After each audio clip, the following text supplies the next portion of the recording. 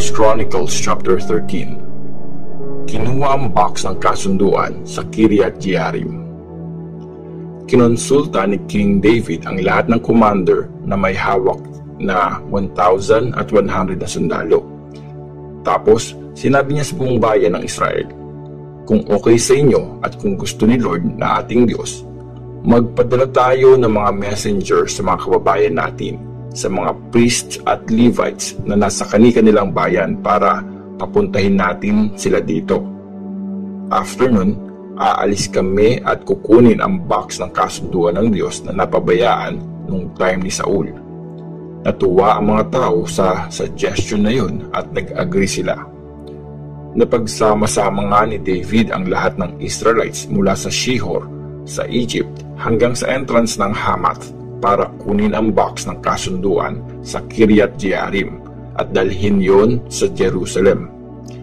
Nagpunta si David at ang mga tao sa city ng Baala na tinatawag ding Kiriath Jearim sa teritoryo ng Juda.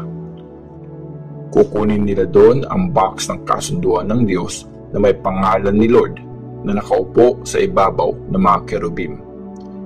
Kinuha nga nila ang box ng kasunduan na nasa bahay ni Abinadab at sinakay sa isang bagong cart.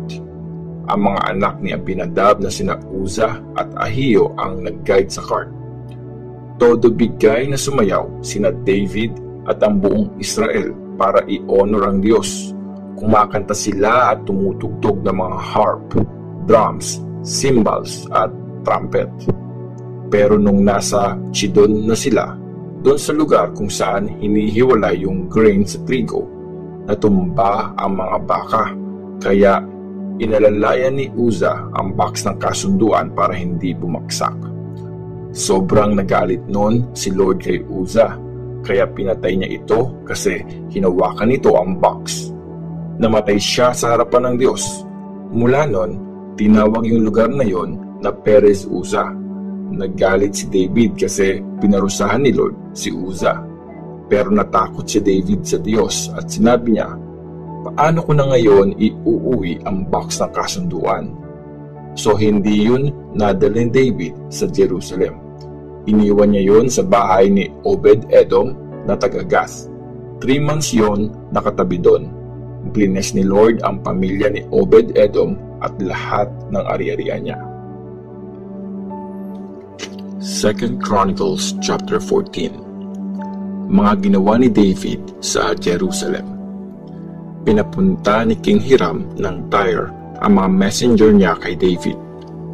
May dala silang mga troso ng cedar at may kasama silang mga nagtatapyas ng bato at mga karpentero para ipagtayo si David ng palasyo. Kaya na-realize ni David na gusto ni Lord na maging hari siya ng Israel at kinagawa nitong successful ang kaharian niya para sa kapakanan ng bayan ng Israel. Marami pang naging asawa si David sa Jerusalem at nagkaroon pa siya ng maraming anak.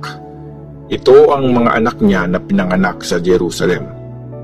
Sina Shammua, Shobab, Nathan, Solomon, Ivar, Elishua, Elpelet, Noga, Nepheg, Japia, Elishama, Beliada, at Eliphelet. Mga panalo laban sa mga Philistines. Nabalitaan ng mga Philistines na si David na ang ginawang hari sa buong Israel, kaya lumusob sila para hulihin siya. Pero nalaman yun ni David, kaya kumilos siya para harapin ang mga ito. Nagkampo ang mga Philistines sa Rephaim Valley at sinamsam ang mga ari-arian doon. Tapos, tinanong ni David ang Diyos, sasalakayin ko ba ang mga Philistines? Mananalo po ba ako? Sumagot si Lord, oo, sige, lumusob ka, ipapanalo kita. Nilusob nga ni David ang mga Philistines sa Baal Perazim at tinalo niya ang mga ito. Sabi niya, ginamit ako ng Diyos para talunin ang army ng kaaway. Winasak niya ang mga ito gaya ng rumaragasang baha. So, tinawag na Baal Perazim ang lugar na yon. Tapos, Inutos ni David na sunugin ang mga Diyos-Diyosan na iniwan ng mga Philistines. After nun, sumalakay ulit sa valley ang mga Philistines at sinamsam ang mga ari-arian doon. Kinausap ulit ni David ang Diyos at sumagot ito sa kanya, "Huwag mo silang harapin dito. Umikot kayo at doon kayo lumusob sa kabilang side sa may tapat ng mga puno ng balsam. Pag narinig mo yung ingay ng pagmamarcha sa taas ng mga puno, sumugod ka na, kasi mauuna ang Diyos sa iyo para durugin ang army ng mga Philistines." Sinunod ni David ang inutos sa kanya ng Diyos, kaya napatras niya ang mga Philistines mula Gibeon hanggang Gezer. Umabot sa lahat ng lugar ang kasikatan ni David, at dahil kay Lord, natakot kay David ang lahat ng mga bansa. 1 Chronicles chapter 15. Ang pagdadala ng box ng kasunduan.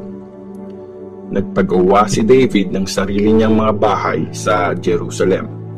Naghanda din siya ng lugar para sa box ng kasunduan ng Diyos at nagpatayo ng tent para doon. Tapos, sabi ni David, ang mga Levites lang ang pwedeng magbuhat ng box ng kasunduan ng Diyos. Sila kasi ang pinili ni Lord para magdala nito at mag-serve sa Kanya forever. So, pinatawag ni David sa Jerusalem ang lahat ng Israelites para dalhin ang box ng kasunduan sa lugar na hinanda niya. Pinatawag din niya yung mga mula sa angkan ni Aaron at yung mga Levites. Mula sa angkan ni Kohath, dumating ang leader na si Uriel at ang 120 niyang kamag-anak. Sa angkan ni Merari, ang leader na si Asaya at ang 220 na kamag-anak niya. Sa angkan naman ni Gershon, ang leader na si Joel at ang 130 na kamag-anak niya. Sa angkan ni Elizapan, ang leader na si Shemaiah at ang 200 na kamag-anak niya. Sa angkan ni Hebron, ang leader na si Eliel at ang 80 na kamag-anak niya. At sa angkan ni Uziel, ang leader na si Aminadab at ang 112 na kamag-anak niya. Next naman na pinatawag ni David ang mga priest na sina Zadok at Abiathar, pati yung mga Levites na sina Uriel, Asaya, Joel, Shemaiah, Eliel, at Aminadab. Sabi niya sa kanila, "Kayo ang leaders ng mga angkan ng Levites. Kayo ng mga kamag-anak nyo. Maglinis kayo ng mga sarili ayon sa ritual para pwede nyong dalhin sa lugar na pinagawa ko ang box ng kasunduan ni Lord na Diyos ng Israel.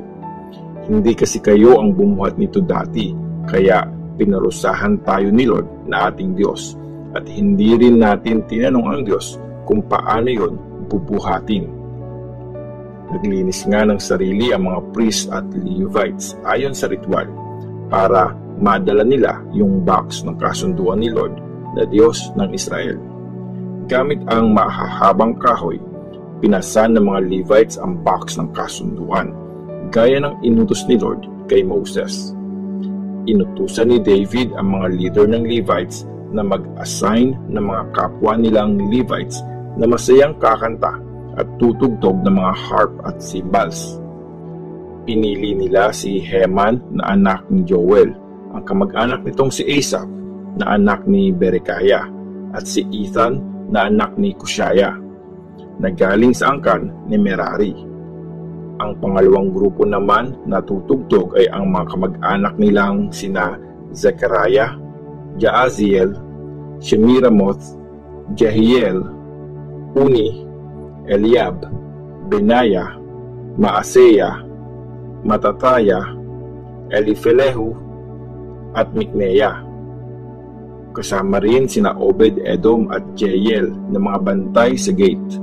Sina Heman, Asaph at Ethan ang tutugtog ng mga bronze na cymbals. Sina Zechariah, Jaaziel, Shemiramoth, Jehiel, Uni, Eliab, Maaseya at Benaya ang tutugtog ng mga maliit na harp.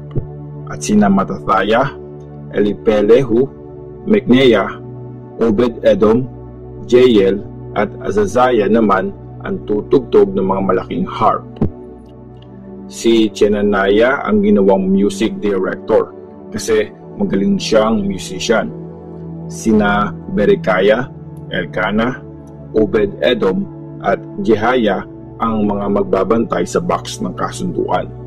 Ang mga priest namang sina Shebaniah, Joshaphat, Netanel, Amazai, Zechariah, Benaiah at Eliezer ang tag-ihip ng mga trumpet sa harap ng box ng kasunduan. Dinala ang box ng kasunduan sa Jerusalem. Masayang pumunta si King David sa bahay ni Obed-Edom para kunin ang box ng kasunduan. Kasama niya ang mga leader ng Israel at ang mga commander ng army. Naghandog ang mga Levites ng 7 toro at 7 lalaking tupa. Binigyan sila ng Diyos ng lakas para mabuhat ang box ng kasunduan. Nakasuot ng mamahaling robe si David. Ganoon din yung mga musicians, si Chenaniah na music director, at yung mga Levites na nagbubuhat ng box. Nagsuot din si David ng ephod na gawa sa telang linen. Sumama ang mga Israelites sa Jerusalem doon sa pagdadalhan ng box ng kasunduan. Masaya silang sumisigaw at tumutugtog ng mga trumpet, horn, cymbals at harp. Nung papasok na sa city yung box ng kasunduan, nakita ni Michal na anak ni Saul na sumasayaw at tumatalon si King David at sobra siyang nainis dito.